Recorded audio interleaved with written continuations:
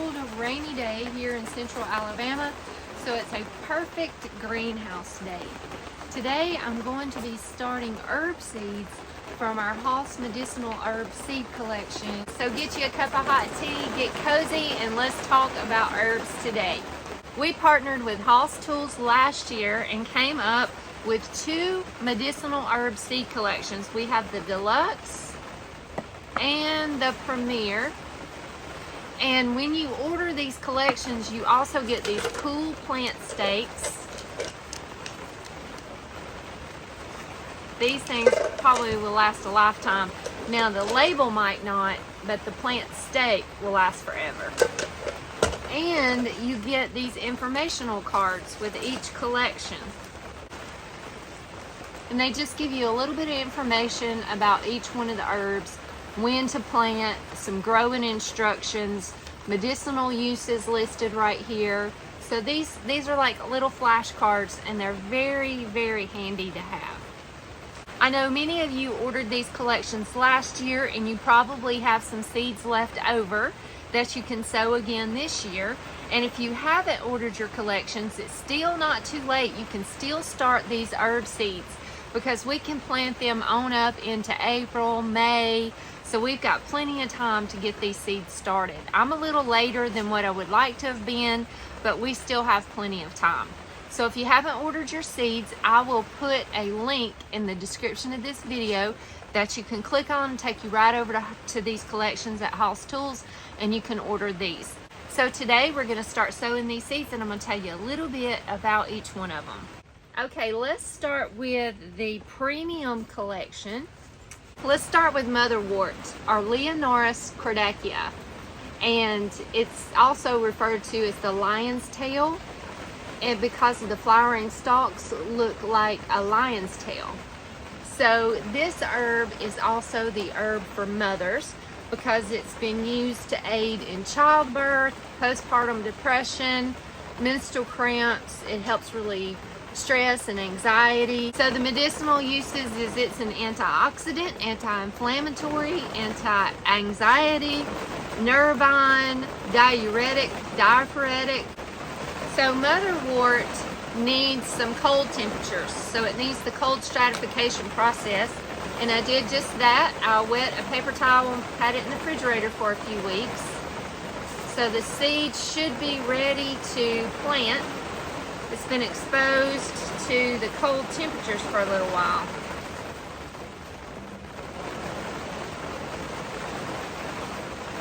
Little tiny seeds. And you don't want to really cover these. You just want to barely, lightly cover them. They need some sunlight to germinate.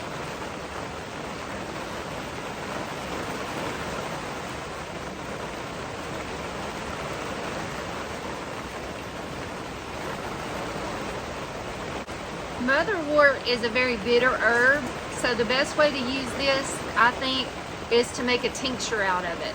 I'm just kind of sowing them thick on my cell trays here, and then I'll lightly cover them with a little bit of perlite. And then as they germinate, I'll come back and thin them out. The next one is Bee Balm, or Monarda, and I absolutely love this one in the garden. It is so beautiful, and so do all the pollinators. They love this one. Now, Bee Balm is an antidepressant. It helps with digestive issues, so it's really good if you have like a stomach ache to make a Bee Balm tea. It's an analgesic, it's a diaphoretic, antifungal, diuretic, expectorant, antiseptic, and anti-inflammatory, and many other medicinal properties to it as well. But it's really good when you have a cold or you have a stomach ache, some digestive issues, maybe heartburn, to make a Bee Balm tea and drink it. Also, as the name Bee Balm, if you're out in the garden, you get stung by a bee, you can just pinch off one of the leaves and rub it on the sting, and it takes the sting away. The Oswego Indians made Bee Balm tea, and during the Boston Tea Party, it was adopted and also made tea out of this as well after the Boston Tea Party. So it's pretty cool herb. It's so pretty. I absolutely love it. It has many other medicinal properties It's definitely one that I would add to the garden. Bee balm also needs light to germinate, so we're going to do it just like we did our motherwort, and we're just going to put it on the surface of our soil on our cell tray here, and then we're going to lightly cover it with some perlite. Our next one is hops, our Humulus lupulus. I think I'm saying that right. And this flower here is the female flower, and this is the part of the plant that has the most medicinal properties. So hops is in the hemp family, and it's mostly used for brewing beer, but it has many medicinal properties as well. So it's a sedative, it's a nervine, diuretic, analgesic, antibacterial, antispasmodic, hypnotic. So this is very good for relieving anxiety, depression. It's a sedative, helps you sleep really well. It's used a lot for people with depression and anxiety. Hops also needs light to germinate. Many of our herbs that we're going to be sowing today need light to germinate. Hops is a very vigorous vine, so it'll grow 20, 30 feet high, and you need to give it plenty of room, and you need to give it something to grow up. It needs a structure to climb. Next is Horehound, or Marubium vulgar. Horehound is a beautiful herb in the garden. I love it in the garden because it has like a really cool texture to it. It has that silvery colored foliage. It's an excellent contrast with other things in the garden. It's low growing, so it makes like a ground cover, and it's just really, really pretty in the garden. Horehound is another one of our seeds that it's recommended to cold stratify. So I had these in the fridge. They need light to germinate as well, so we're just going to put these on the surface of our soil here. Horehound is in the mint family, and it will spread a little bit in your garden. I don't find it to be as invasive as peppermint, spearmint, mints like that, but it does spread pretty good in the garden. Horehound is an anti-inflammatory, expectorant, diuretic, diaphoretic, digestive, carminative, antispasmodic, astringent, anti-parasitic. It's used a lot for coughs, colds, congestion, sore throats. You can buy like Horehound cough drops for your sore throat. I've always wanted to make some, but I never have done it yet. It produces a real pretty little white flower that the honeybees and pollinators love. Last year I had intestinal parasites. Horehound was one of the main herbs that was used to treat those parasites. So it's really good for that as well. Horehound is a very bitter herb, so I would recommend mixing it up with some honey or syrup to make like a cough drop out of it before you take it, or make a tincture out of it. When I took it for parasites, it was in a capsule form. Okay, our next one is Feverfew, and this is one of my favorites in the garden. It is so beautiful with the little white daisies with the yellow centers. It's beautiful. It's in the Asteraceae family, or the daisy family. So if you have allergies to daisies, you've got to be careful with using this one. But it is a antiseptic, analgesic, antimicrobial, antispasmodic, a nervine, anti-inflammatory. This one is really, really good for headaches, for migraines and headaches. This is a go-to if you have migraines. Make a tincture out of it. You can make a little tea out of it. It's really, really good to help relieve headaches. So this one as well needs light to germinate. Most all of our herbs that we're going to be sowing today needs light to germinate. Now I grew this last year in my herb border in the potager garden, and this is one that survived my neglect. Last year I had some health problems, and my summer garden was just completely neglected. Well, this one did great, and it come back for me. I have Feverfew popping up all in the garden out there. So I'm super excited about that. I should have a little bit of a head start on my Feverfew this year. Next, we have Mullen, or Verbascum diniflorum. And this herb is so dramatic. This is a very dramatic herb. Now you might find this one along the roadsides or, you know, down in the ditches. It's not native here to the southeast, but it's kind of colonized, and it grows prolifically in the southeast along the roadsides or in the ditches. Now sometimes it is mistaken for lamb's ear because the foliage looks a lot like lamb's ear, but mullein shoots up these tall stalks of little yellow flowers, and the whole plant is medicine of the mullein. The flowers, the leaves, the roots, the whole entire plant has high medicinal properties. Mullein is an antispasmodic, expectorant, demulcent, emollient, pain relief, antiseptic, and sedative. It is really good as an expectorant to help get up that mucus, break up that mucus. It's used a lot for bronchitis, respiratory issues, lung issues. In fact, in the history of mullein, the Indians used to smoke it after they smoked their peace pipe, their knick-knick, and to clean their lungs. So you can smoke this, or you can make a little tea out of it, or you can make a tincture out of it, and it really helps to clear your lungs and relieve them of all of that congestion. Mullein is the one that is recommended to cold stratify, but somehow I missed this one. I did not put it in the refrigerator and cold stratify it, but we're gonna go ahead and sow some of just the seeds anyway. I already have mullein growing in my garden out here in the medicinal garden, but whatever germinates here, I have a little shade-loving medicinal garden behind my garden shed, and I'm just gonna pop some in back there, see how it does. They really prefer sun, but I've seen them growing, you know, on the side of the road in more shadier areas. So I'm just gonna test it out, see how it does. The little yellow flowers that's on these stalks is really good for earaches. You can take those little yellow flowers, soak them in some olive oil, and make like an ear oil, and it's supposed to be good for earaches. I've never tried it. So I don't know for sure, but that's one of the uses of it. Next, we have hyssop or agastache, and this is a beautiful herb in the garden. It gets about 2 to 3 feet high and wide, and the pollinators love this herb. It has a sweet fragrance to it, and it's just absolutely beautiful in the garden. It's an antioxidant, antiseptic, stimulant, antispasmodic, digestive, carminative, expectorant, and sedative. This one is really good to make a tea out of it. This one is really good to make a tea out of it for sinus infections, colds, congestions. It's really good to help break all of that up.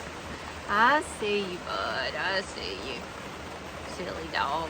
He is such a needy dog. He needs so much love and attention, don't you? Hmm? So sweet. Such a sweet boy. Yeah.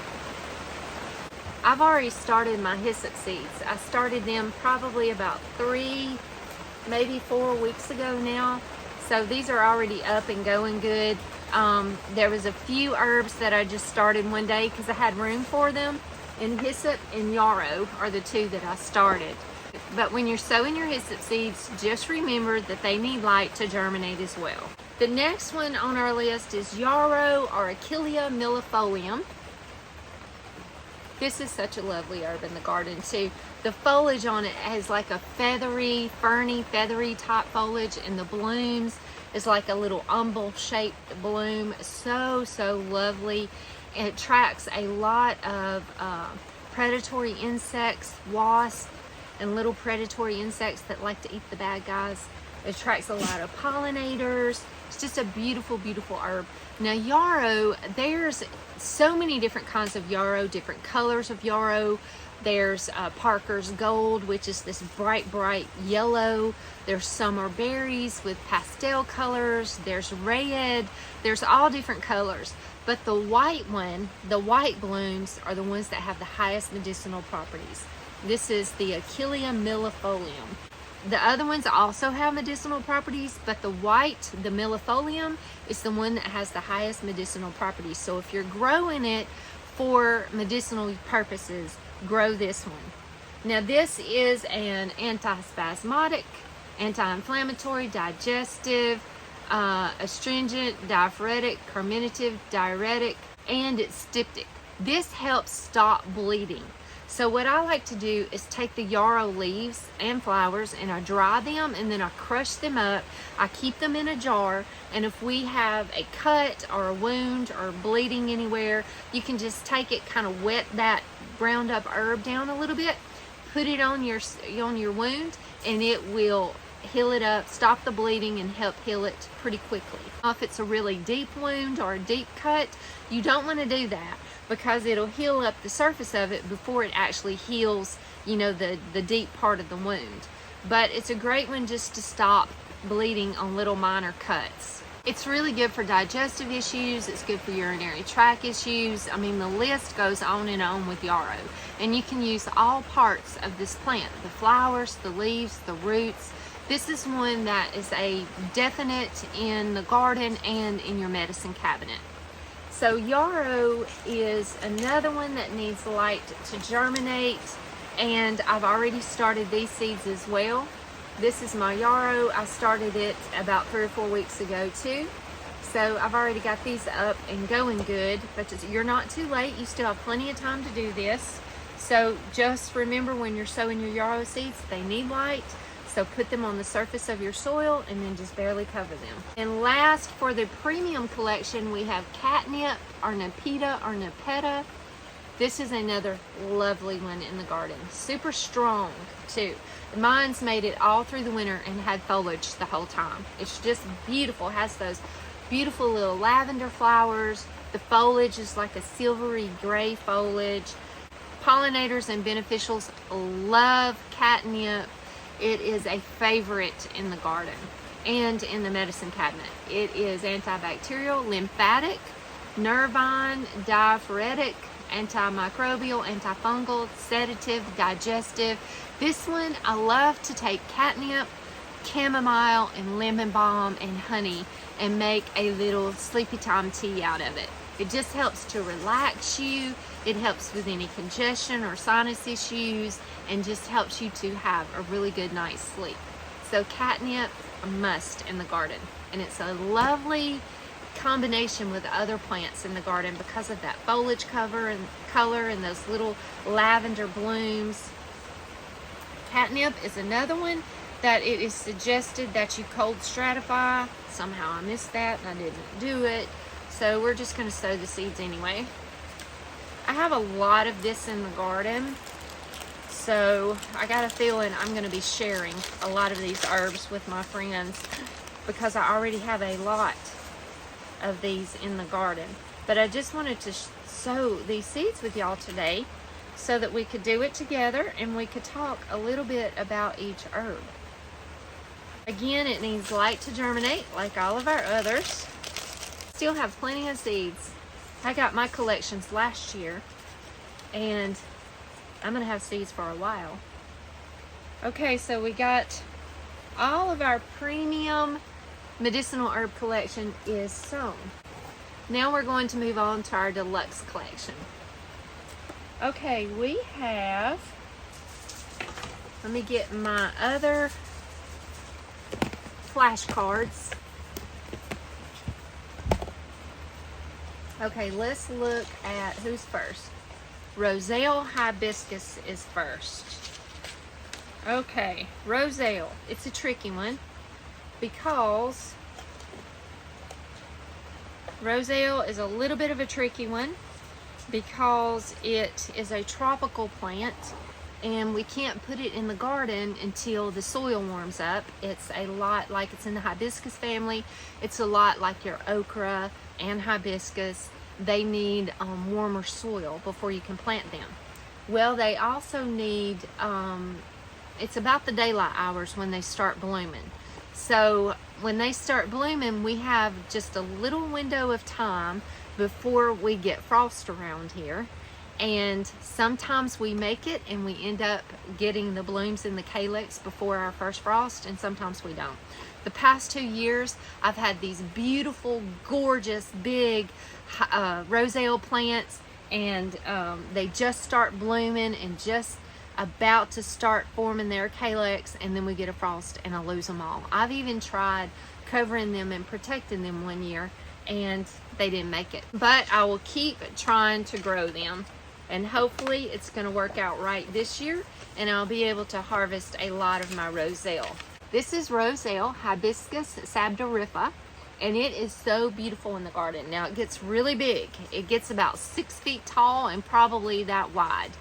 And it's just lovely. It has those big hibiscus blooms, and when the blooms fall off, it forms this little calyx here, and that's where the medicinal properties are, in that little calyx. So that's what you want to harvest.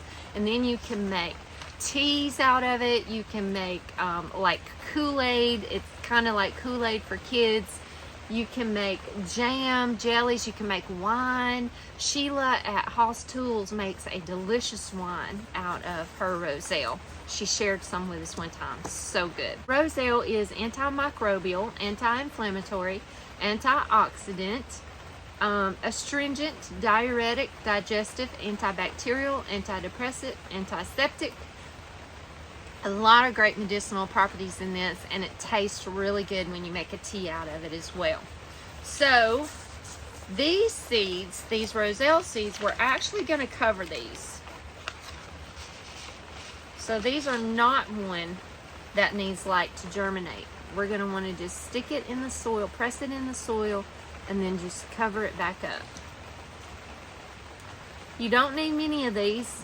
You only need a couple of plants in your garden. They're going to take up some space in your garden, so you need to allow for that.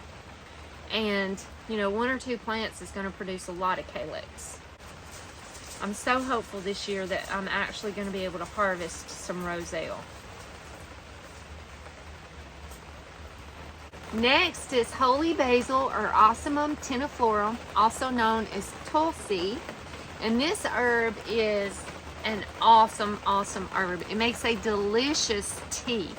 It is an antioxidant, anti-anxiety, antiviral, expectorant, anti-inflammatory, antibacterial, antifungal, antidepressant, carminative, diuretic. We didn't put it on here, but it's also an adaptogenic herb, which means it helps your body to adapt to whatever situation that you're in. And it's also really good for mental clarity and focus and relaxing and calming your nerves. Holy basil just has many medicinal properties. It's one of the most used herbs in Ayurvedic medicine. So it is widely used, and it is a really good medicinal herb. It is a basil. It's in the basil family, the mint family, but it has a little different fragrance to it than your culinary basils, and a little different flavor to it as well. It makes a delicious tea. You got to get down, partner. You got to get down. I got to finish sowing these seeds. I know, but you got to get down. Come on. Holy basil needs light to germinate.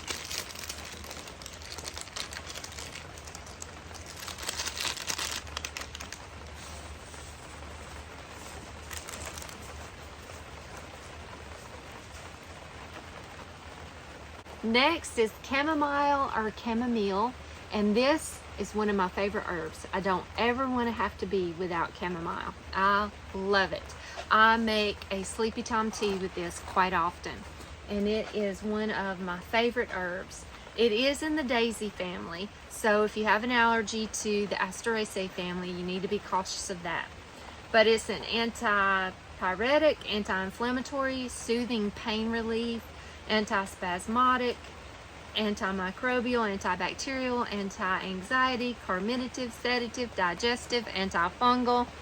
The list goes on, and many people are familiar with this as the sleepy time tea, chamomile, but it's also really good as a pain reliever. It helps with arthritis, it helps with colic, it helps with sore muscles, helps with headaches, helps reduce fever, helps with stress. So many different wonderful medicinal properties of chamomile.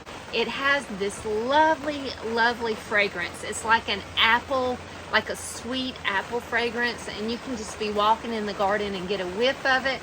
It's a lovely herb to have in the garden. As it starts blooming, you want to go out every day and just pinch off and harvest those little flowers and save them and dry them as long as it's blooming so that you can have it all throughout winter to make your tea out of it. Chamomile is another herb that needs light to germinate. The next one is lemon drop or spilanthes, toothache plant. It has many names, but it is so pretty in the garden. It is an analgesic, antidepressant, carminative, diaphoretic, sedative, hypnotic, anti-anxiety, nervine, antiviral, antioxidant. If you take this plant and a leaf or the flower and you put it in your mouth, it'll make you salivate. It numbs that area, so it'll numb a toothache really well. It's more of a tropical plant. It's hardy in zone 10 and warmer, a more warm climate, so it won't make it in our winters, but it's one that I do love to grow as an annual. And then I harvest the flower and the leaves, and I dry them and save them over the winter, and we have them if there's any kind of toothache or any kind of pain like that. So it's a pretty cool plant, pretty neat looking in the garden. And toothache plant needs light to germinate as well. Next is peppermint. And there's so many different kinds of mint out there. Peppermint, orange mint, spearmint, lemon mint, lime mint, all different kinds of delicious mints out there. But peppermint is probably one of the most common and the most used. It's good for digestive, antispasmodic, decongestant, antibacterial, anti-inflammatory, carminative, aromatic, diaphoretic. Peppermint is a wonderful one to have. I love it for nausea. Like, I can just take peppermint leaves or peppermint oil and smell it, and it really helps with nausea. It helps to like rub it on your temple. Don't get it in your eyes though, but it helps for headaches, nausea, digestion issues, heartburn. Peppermint is just a really good one to have in your medicine cabinet. Plus it also really makes your teas taste good. I'm actually out of peppermint seeds, so I don't have any to sow today, but it requires light to germinate, so you want to do it the same way as we've done everything else here today. Next is lemon balm or Melissa officinalis, and who doesn't love lemon balm? It's in the mint family. It's really good for digestive, anti-anxiety, antiviral, nervine, antioxidant, sedative, antidepressant, diaphoretic, anti-inflammatory. It's referred to as the gladdening herb because that citrusy flavor just lifts your spirits, makes you feel better. It's really good for colds and flus and sinus issues, and it helps to calm you, calms your nerves, anxiety, just helps you to relax. And I love a lemon balm tea with honey, and a lot of times, like I said earlier, I add chamomile to it and make a delicious tea before we go to bed. So lemon balm is in the mint family, and it will spread, and it needs light to germinate. Something else I like to do is I like to grow lemon balm, lemon verbena, lemon thyme, and sometimes lemongrass, and I'll harvest all of those and dry them, add them to a good sea salt and some pepper, and make like a lemon herb seasoning out of them for chicken, vegetables, fish. Makes a really good seasoning. Next is purple coneflower or echinacea. This is a favorite in the garden. It's so lovely. Pollinators, beneficials, everybody loves echinacea. All parts of this plant is medicinal, has medicinal properties, and is used. The flowers, the leaves, the roots. It's excellent herb, and it's mostly known for building your immune system, but it has many other medicinal uses as well. It is an antiviral, expectorant, anti-inflammatory, diaphoretic, antibacterial, antifungal, lymphatic, anti-allergic. So it has many, many medicinal uses. I have echinacea growing all in my garden, and I love it. It's so beautiful, and I love the pollinators visiting it. But what I'll do when I harvest my echinacea is I do it all throughout the season. So when it first starts developing leaves, I'll harvest some of the leaves. And then as it develops flowers, I'll harvest some of the flowers. Then as it starts to die back in the fall, I'll harvest some of the root. You don't want to take all of the root, and you don't want to take the root on a very young plant. You want to let it establish for a couple of years and then harvest the root, because you'll be taking, if you take all the root, you take all the plant and it won't come back the following year. But I like to take all the different parts of the plants throughout the season and dry them, and then I like to make a tincture out of them.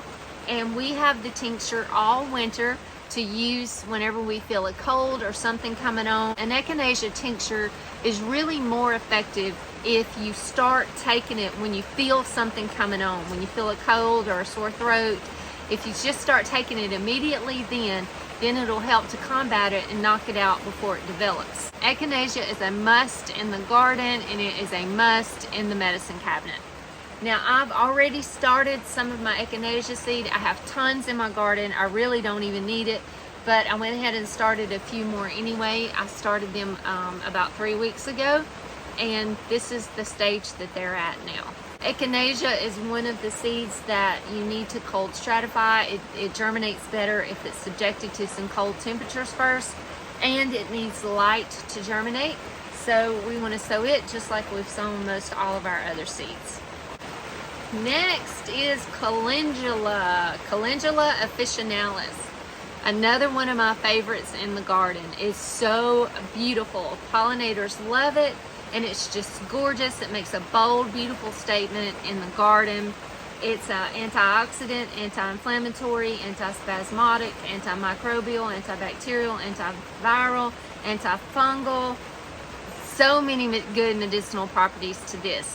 My favorite way to use calendula is I harvest the flowers as they bloom. I dry them. Then I like to make a salve out of it. It's really good for those cracked hands from gardening all day. It's good for cracked feet.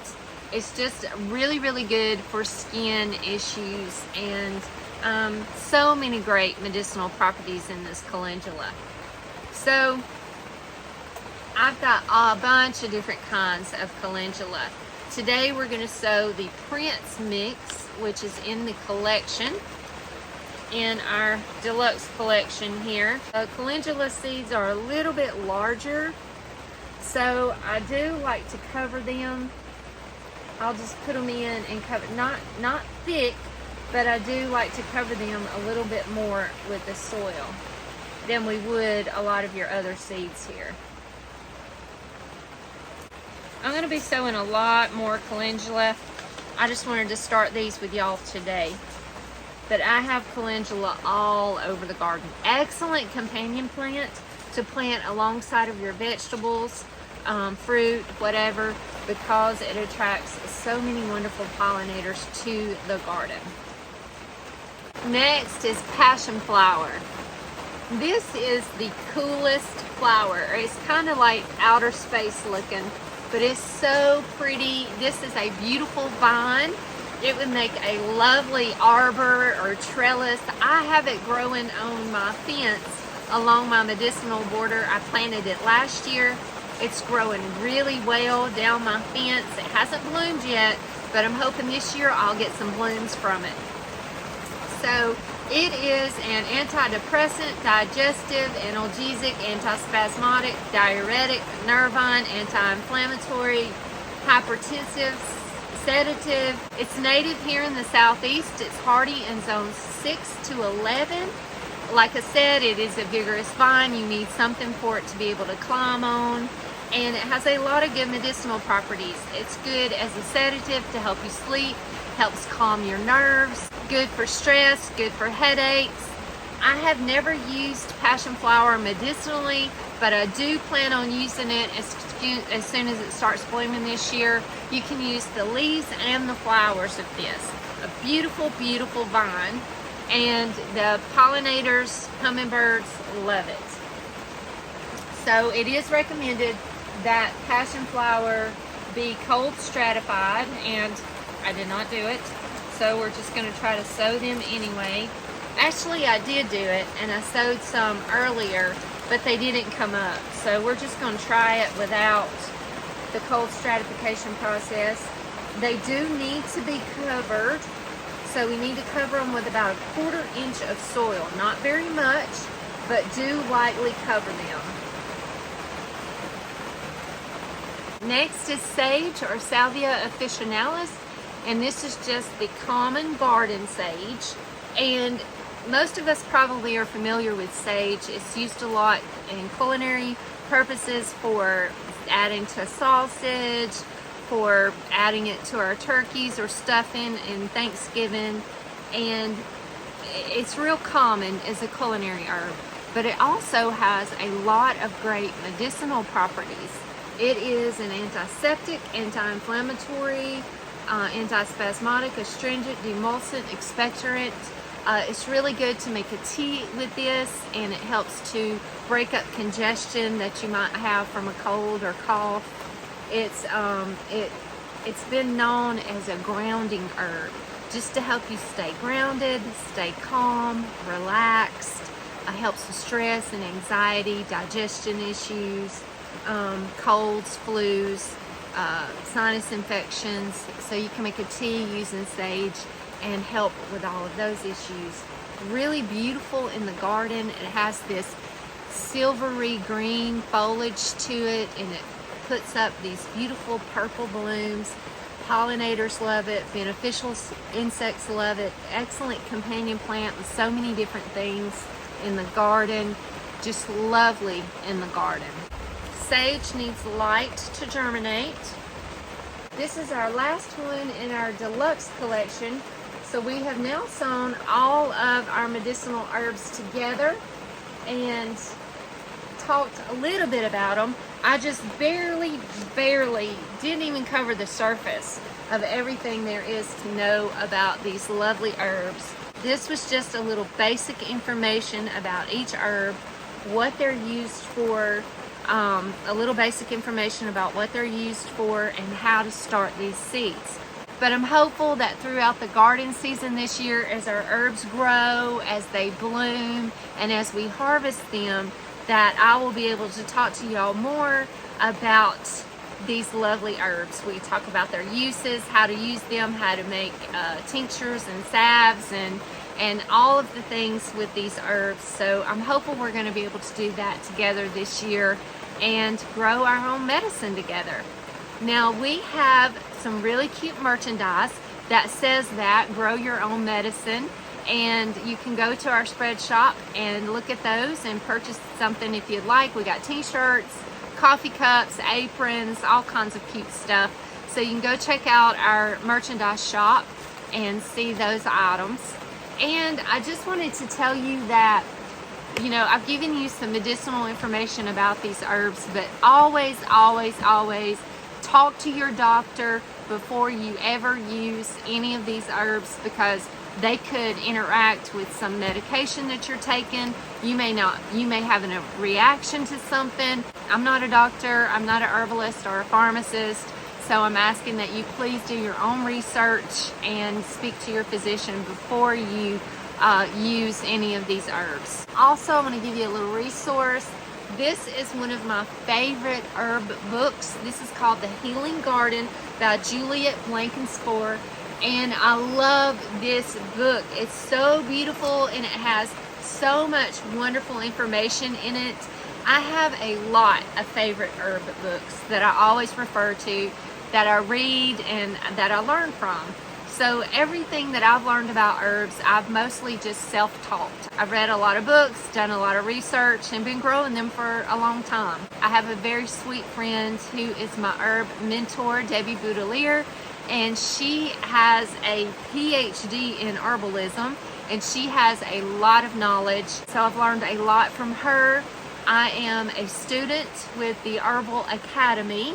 I take it really slow because I don't have a lot of extra time, but whenever I have time, I'm working on getting a certificate in herbalism. So I just wanted to share with you that if you're just getting into herbalism or you're excited about it and you want to learn more about it, anything with Rosemary Gladstar, Juliet Blankenspore, Madeline Hill, those are some of the great herbalist books that you can read. Herbal Academy is an excellent school that you can do online if you want to go that far into it. My friend Jill at Whisper and Willow and Kaylee at the Honeystead, they have a really good herbalism course that's out. It's Stocking Your Apothecary. She goes into the disparate systems of the body. They also have a little ebook about planting your medicinal herb garden. So there's a lot of really great resources out there. Then you can just dive deep and learn all you want to learn about herbs and herbalism. And my hope is to be able to share more information about herbs with you all as we grow our own medicine together. I'll keep you updated on how our seed babies are doing. I wish you all the very best as you're starting your own herbs. God bless you, and I'll see y'all on the next video.